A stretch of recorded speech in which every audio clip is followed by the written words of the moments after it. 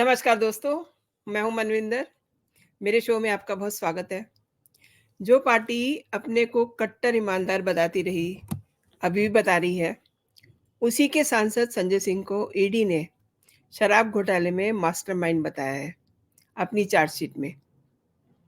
ऐसा नहीं है कि अरविंद केजरीवाल बच जाएंगे, बिल्कुल नहीं बचेंगे, क्योंकि उन्हें भी सरकारी फरमान मिलने ही वाला है।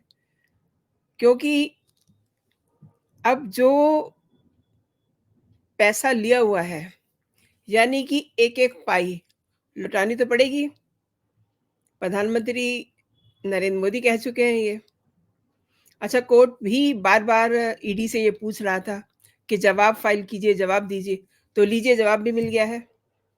कौन है मास्टरमाइंड ये बता दिया ईडी ने अपनी चार्जशीट में। दरअसल संजय सिंह की जमानत अर्जी पर शनिवार को राउज एवेन्यू कोर्ट में सुनवाई होती है और इस दौरान ईडी ने याचिका पर अपनी दलील पेश की और कोर्ट में ये कहा कि उनके पास संजय सिंह के खिलाफ कई गवाह हैं। एक आध गवाह नहीं है, कई गवाह हैं और जांच एजेंसी ने उन्हें शराब नीति का मास्टरमाइंड बताया है। तो दोस्तों, ये सुनते ही संजय सिंह रोने लगते हैं, क्योंकि वो बड़े दिनों से अपनी ज़मानत के लिए इस कोर्ट से, उस कोर्ट से अपनी याचिका लगा रहे थे। लेकिन अब इससे संभावना जो है बिल्कुल क्षीण होती जा रही है कि उन्हें कभी ज़मानत भी मिलेगी, क्योंकि वो मास्टरमाइंड हैं शराब घोटाले के।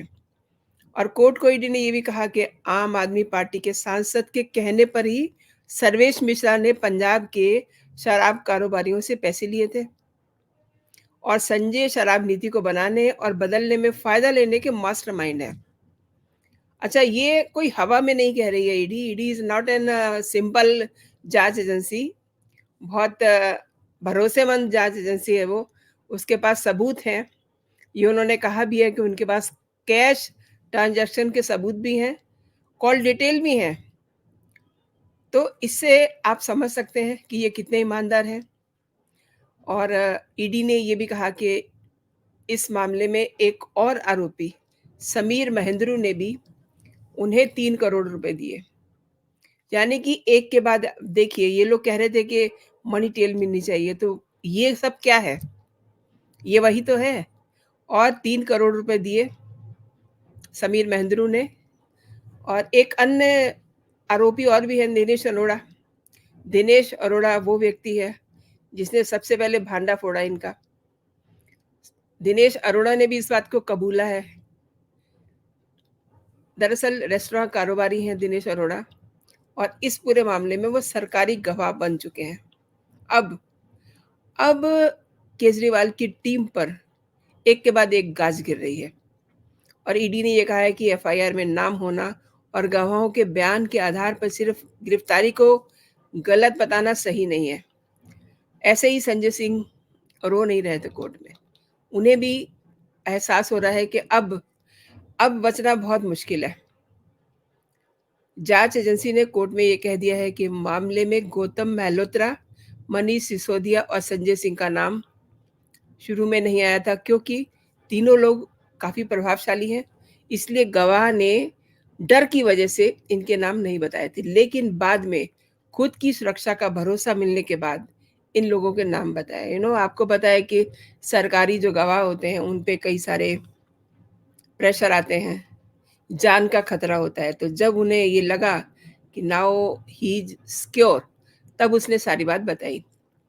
इसके अलावा ईडी को सर्च अभियान के दौरान उनके घर से कुछ गोपनीय दस्तावेज भी मिले थे, जिनको देख कर के ये लगता था कि संजय सिंह ईडी के किसी कर्मचारी के ज़रिए उनकी जो जाँच हो रही थी उस पे नज़र रखे हुए थे। इसके साथ ही ईडी ने अपनी दलील पूरी की और मामले में अब जो अगली कार्रवाई है, वो 12 दिसंबर को होने वाली है। इसमें ईडी कुछ और भी दलीलों का जवाब देंगे। ये 60 पन्ने की चार्जशीट है, जिसमें एक लाइन में अगर मैं कहूँ, तो मास्टरमाइंड पूरे शराब घोटाले के संजय सिंह हैं। अच्छा, अब आपको लग रहा होगा कि शराब घोटाला क्या है? तो थोड़ा-सा मैं आपको फ्लैशबैक में लेके जाती हूँ। 17 नवंबर 2021 को दिल्ली सरकार ने राज्य में नई शराब नीति लागू की। इसके तहत राजधानी में 32 ज़ोन बनाए गए और हर ज़ोन में ज़्यादा से ज़्यादा 27 दुकानें खुलनी थी। इस तरीके से कुल मिला के कितनी दुकानें होती? 849 यानी कि 849 दुकानें। नई शराब नीति में दिल्ली की सभी शराब दुकानों को प्राइवेट कर दिया गया था और इससे पहले दिल्ली में शराब की 60% दुकानें सरकारी और 40% दुकानें प्राइवेट थी। जो नई नीति लागू हुई उसके बाद 100% दुकानें जो हैं वो प्राइवेट हो गई, यानी कि सरकार के हाथ में कुछ नहीं था। सरकार ने तर्क दिया था कि इससे 3,500 करोड़ रुपए का फ़ायदा होगा। ये उन्होंने एक लॉजिक रखा था और सरकार ने लाइसेंस की फ़ीस भी कई गुना बढ़ा दी थी, जिसमें ठेकेदारों को पहले ठेकेदारों को 25 लाख रुपया देना पड़ता था और नई शराब नीति लागू होने के बाद उसके लिए ठेकेदारों को 5 करोड़ रुपए चुकाने पड़े। इस तरीके से अन्य कैटेगरी में भी लाइसेंस की फीस को बढ़ा दिया गया। अब ये आरोप कैसे लगने शुरू हुए? नई शराब नीति से जनता और सरकार दोनों को नुकसान हो रहा था।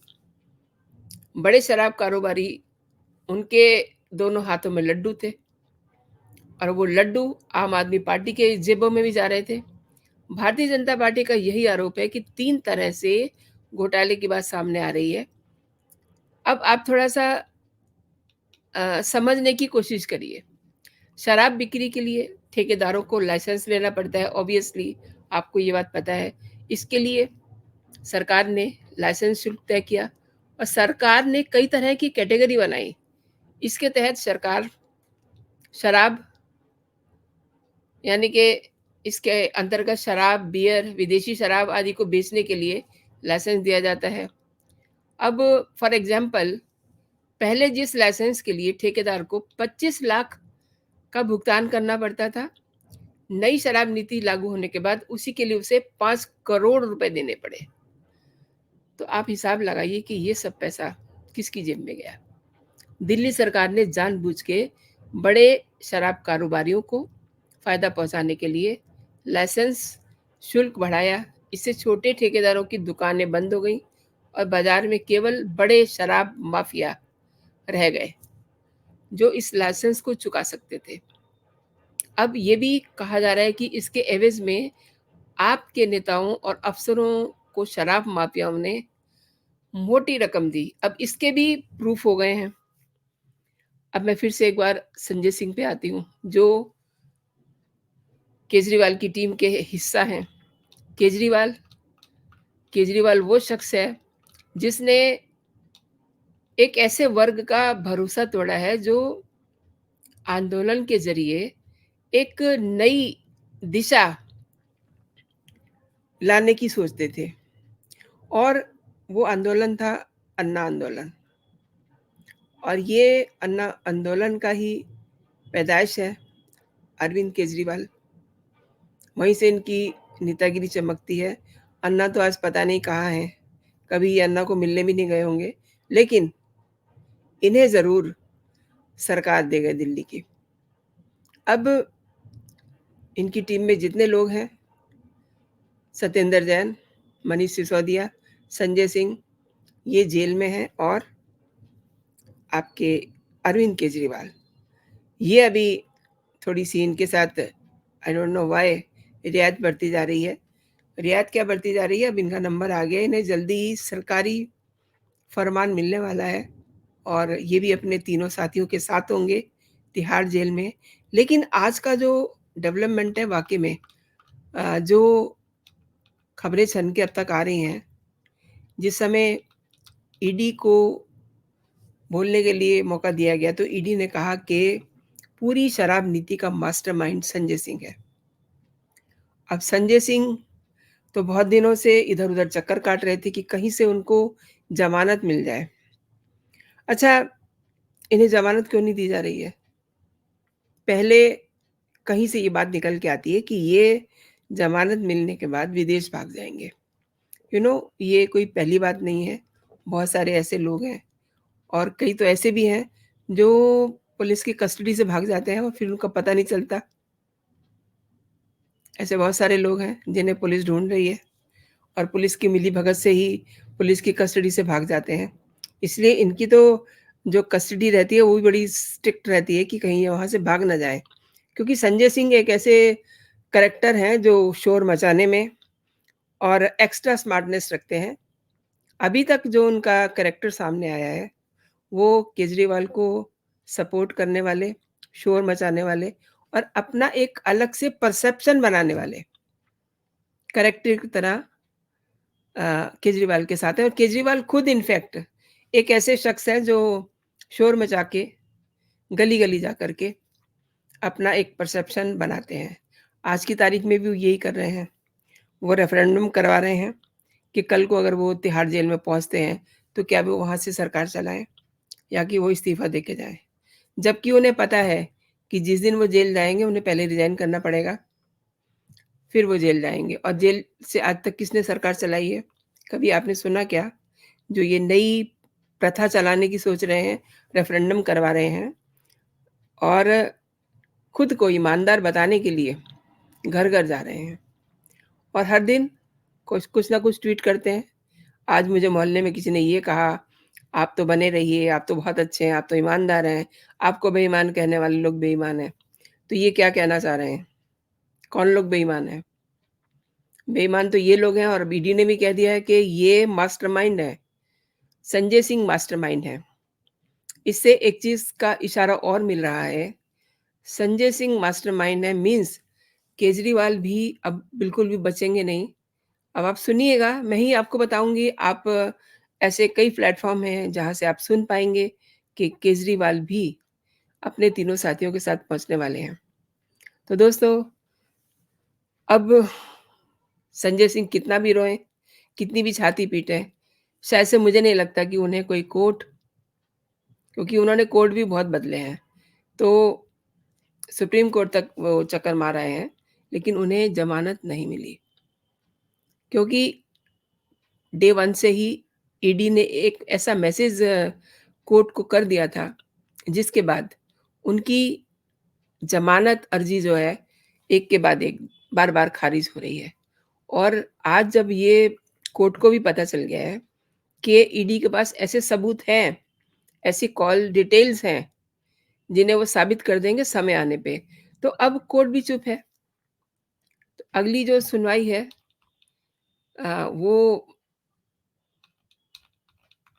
उसमें देखते हैं क्या होता है। 12 दिसंबर को वो सुनवाई होनी है। हालाँकि उसमें भी इनको 0% भी उम्मीद नहीं है कि इन्हें ज़मानत मिल जाए।